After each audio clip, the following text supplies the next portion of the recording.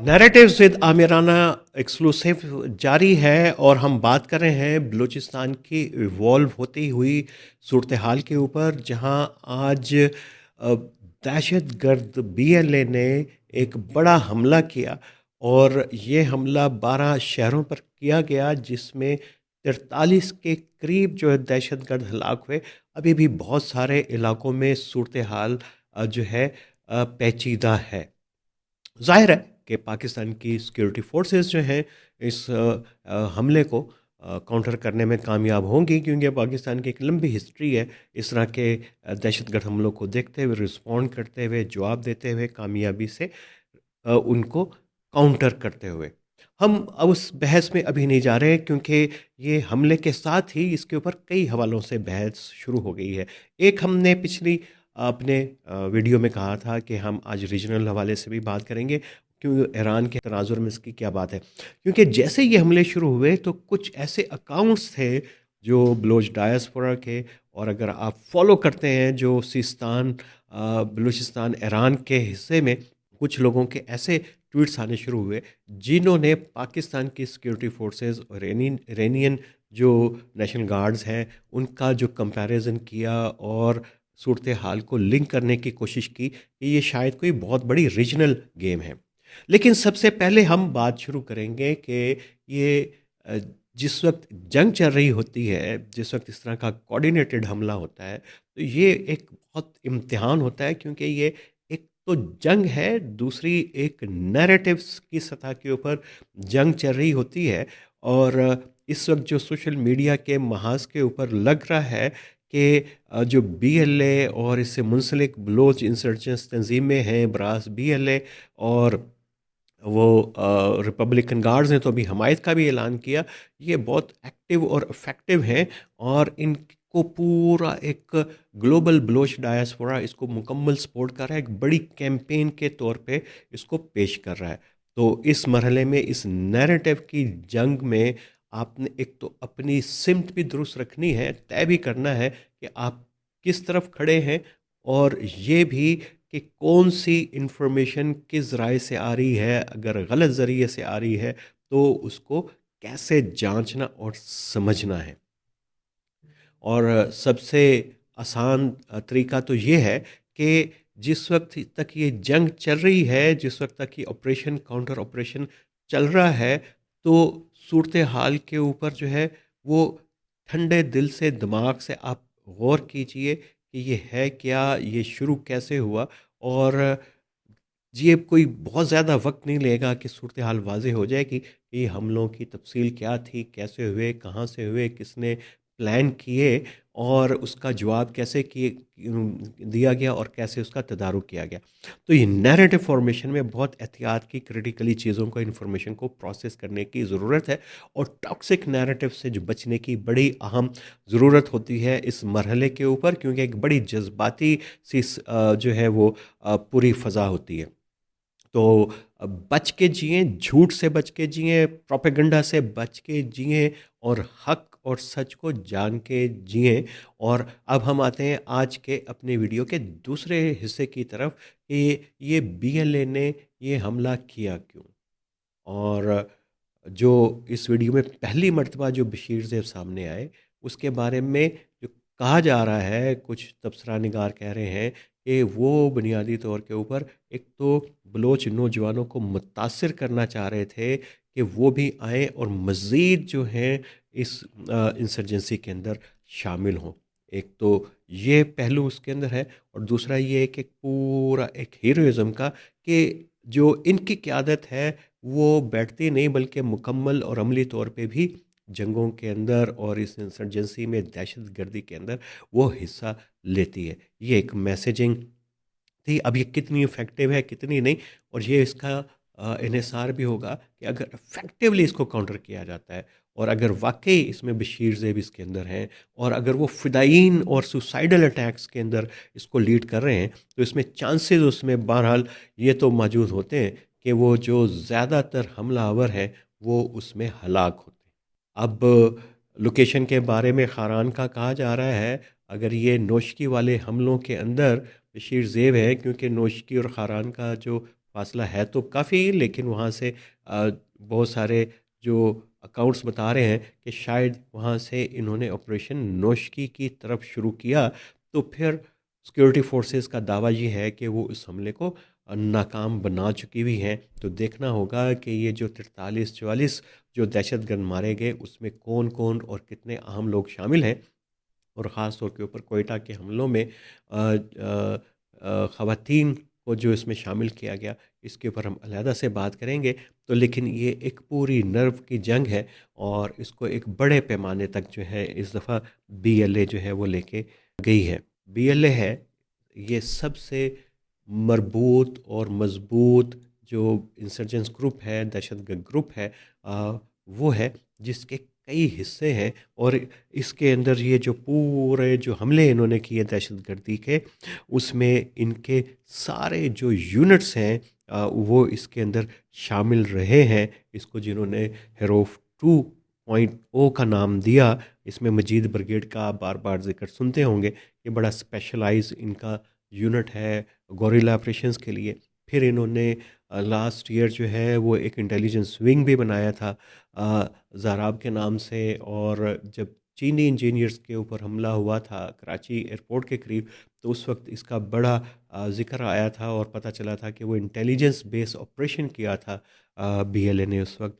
और स्टॉस जो है स्पेशल ट्रेनिंग ऑपरेशन स्क्वाड इसका है, उस ये इन्होंने बनाया। और इसके अंदर गालिब इम्कान ये है कि जो ख़वातीन इसमें शामिल हैं वो इस यूनिट के अंदर शामिल हैं। फिर हकल जो है वो तो इनका मीडिया विंग है ही है। और ये सब आपस में कोऑर्डिनेटेड मीडिया और इनके ऑपरेशनल विंग जो हैं वो एक कोऑर्डिनेटेड एफर्ट कर रहे हैं। तो इस हेरोफ को बहुत सारी रिपोर्ट्स जो हैं वो ज़राए से, सिक्योरिटी ज़राए से, मीडिया के ज़राए से, लोकल अकाउंट्स आ रहे हैं और वो बता ये रहे हैं कि दालबदीन के अंदर भी कोशिश हुई थी एफसी के हेडक्वार्टर पे सुसाइड अटैक की, जो मुकम्मल तौर पे नाकाम बना दिया गया।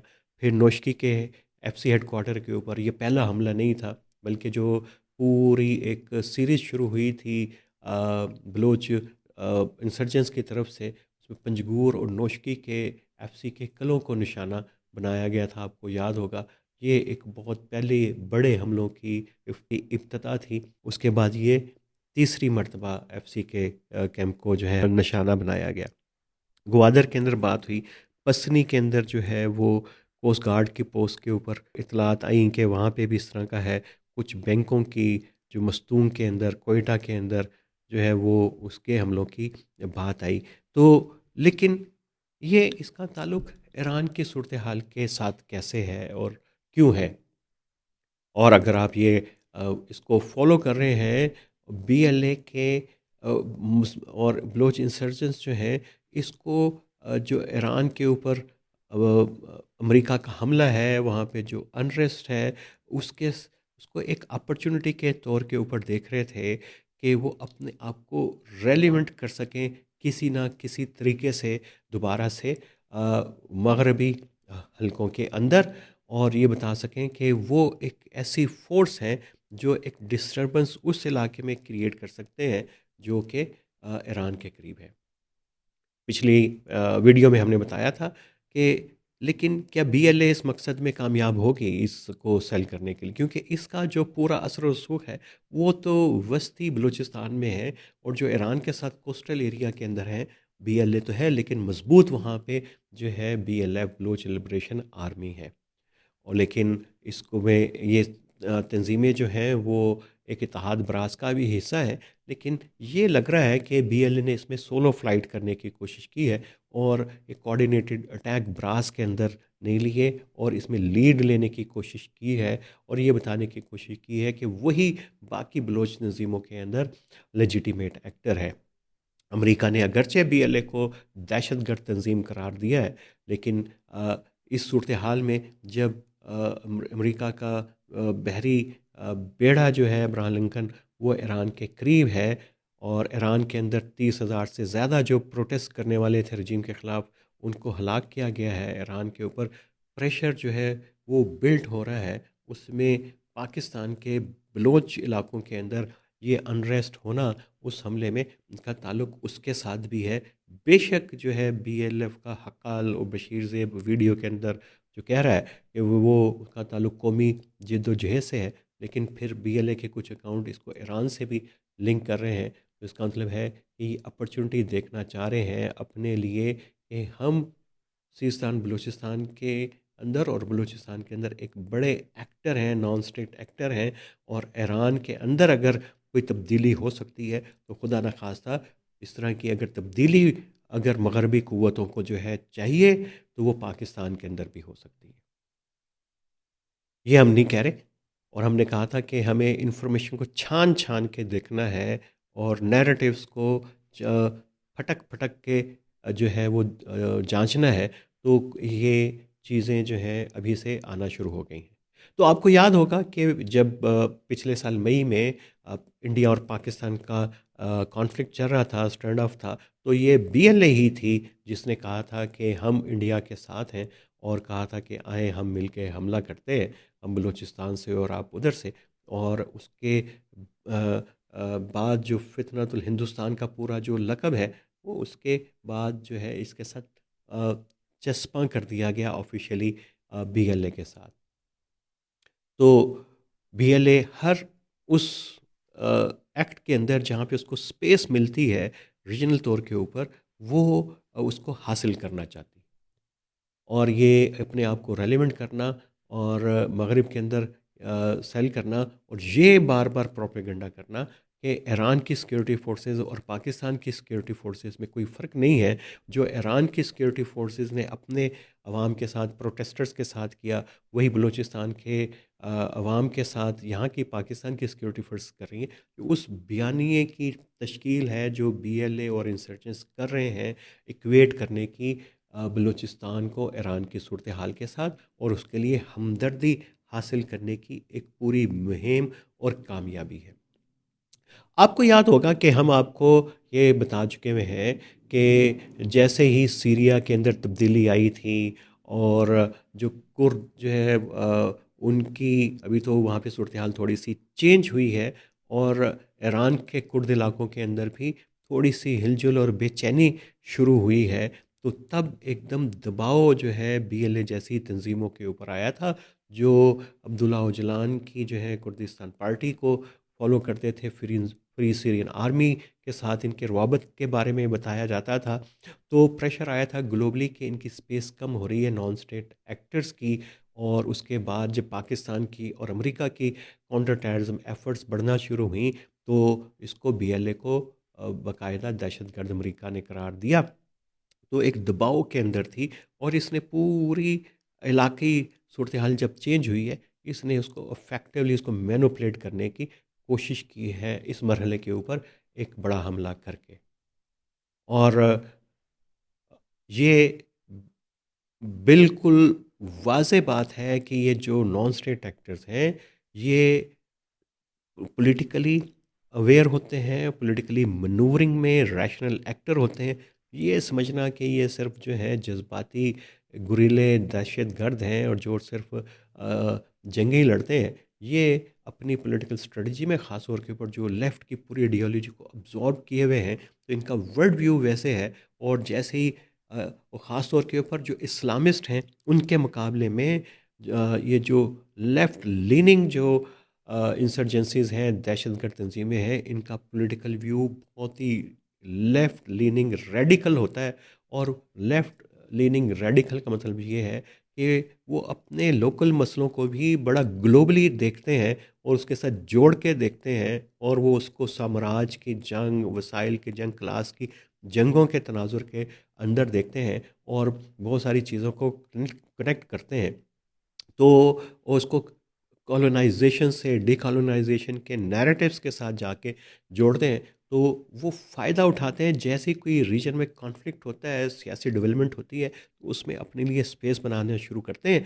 और ये बीएलए ने एक बड़ी ख़तरनाक मूव की कि बदलती हुई मिडल ईस्ट में, ईरान में सूरत हाल को एक्सप्लॉइट करने के लिए इसने पाकिस्तान के अंदर अपनी जगह बनाने की कोशिश की है। अब हमें देखना होगा कि अब मगरिब इसको कैसे रिस्पॉन्ड करता है। हमें तवक्को तो है कि जो इस वक्त पाकिस्तान और अमेरिका के जो ताल्लुकात हैं, उसके बाद इसके नैरेटिव को पजीराई जो है वाशिंगटन में नहीं मिलेगी, और ना ही इसकी पजीराई जो है वो यूरोप के अंदर होगी, बावजूद के जो बहुत सारे पुरानी जो BLAs और BRAs और रिपब्लिकन आर्मी और ये लश्कर बलूचिस्तान के डोमकी और ये सारे बाहर बैठे हुए हैं, और एक पूरा डायस्पोरा और इनकी पॉलिटिकल जिला वतन तंजीमें वहाँ पे मौजूद हैं। तो मगरिब जो है इस ऑपरेशन को एक अलार्म के तौर पे लेगा, इसको उस एक बड़ी ख़तरनाक डेवलपमेंट के तौर के ऊपर लेगा कि जो इस पूरे खत्ते को बदअमनी की तरफ धकेल सकती है। और वो पाकिस्तान ही नहीं बल्कि इसके अज़ाइम जो हैं बड़े ओरिजिनल हैं। हमने एक वीडियो के अंदर आपको बताया था, और इसके ऊपर मैं लिख भी चुका हूँ, कि ईरान और सिस्तान का जो बॉर्डर है वो एक ख़ास तनाजुर के अंदर अमेरिका और इसराइल के लिए नज़र में होगा। अगर वो रजीम को कोलैप्स ना कर सके, अगर वो जो अटैक प्लान कर रहे हैं उसके बाद भी यहाँ पे अनरेस्ट होगी, और BLA जी, और फिर शायद इसको BLF के और ब्रास के अम्ब्रेला की ज़रूरत हो मिल के। ये जो जैश उल अदल जैसी तंजीमें ईरान के अंदर हैं एंटी रजीम, उनके साथ एक अलाइंस बनाएं और इस पूरे इस खत्ते को जो है एक बड़े कॉन्फ्लिक्ट जोन के अंदर बदल दें। और उस सूरत के अंदर जो है पाकिस्तान की जो पूरी स्ट्रेटेजिक टैक्टिकल कॉन्टेक्स्ट है वो चेंज हो जाएगा। फिर हमें देखना पड़ेगा कि इस पूरे कॉन्फ्लिक्ट में UAE क्या कर रहा है, ओमान किसके साथ खड़ा है। हमें ये तो पता है कि सऊदी अरब जो वो तो पाकिस्तान के साथ है, लेकिन हमें ये भी पता है कि UAE के ताल्लुकात बलोचों के साथ, इंसर्जेंट्स के साथ, वो कोई ढकी छुपी बात नहीं है। तो पाकिस्तान उस तनाज़र में भी चीज़ों को देखेगा, ईरान की तरफ भी देखेगा कि क्या वो अपनी कमज़ोर रजीम के साथ वो पाकिस्तान की मदद ना भी करें तो अपनी मदद इस रीजन के अंदर करें, और इस मसले को देखने की और एड्रेस करने की कोशिश करें। अगर रजीम रजीम चेंज होती है तो फिर इसका गालिब इम्कान ये है कि वो चाहेगी कि पूरे ईरान के अंदर जो है वो अमन व अमान हो। तो फिर पाकिस्तान के साथ कोलैबोरेशन जो है उसके इम्कानात बढ़ने के ज़्यादा इम्कानात हैं। हम बहुत ज़्यादा दूर की कूड़ी नहीं लेके आएंगे कि मुस्तकबिल के तनाजुर में क्या है। हम सिर्फ बात कर रहे हैं कि इस वक्त जो दहशतगर्द BLA की एक पॉलिटिकल स्ट्रेटजी क्या है इस ऑपरेशन के पीछे, और उसमें रीजनल डायनामिक्स को वो कैसे एक्सप्लॉइट कर रही है। तो हकाइक जान के जिए, सच जान के जिए, और देखते रहें कि हो क्या रहा है, और चीज़ों को सरसरी तौर पे ना लें, और उनको एक बड़े तनाजुर में देखें, क्योंकि ये जो नॉन स्टेट एक्टर्स हैं ये भी चीज़ों को मल्टीपल जो कॉन्टेक्स्ट के अंदर देख रहे होते हैं। तो हम आपको आगाह करते रहेंगे लेटेस्ट डेवलपमेंट्स के साथ आने वाले दिनों में। फ़िलहाल इतना ही। तो जुड़े रहिए नैरेटिव्स विद आमिराना के साथ।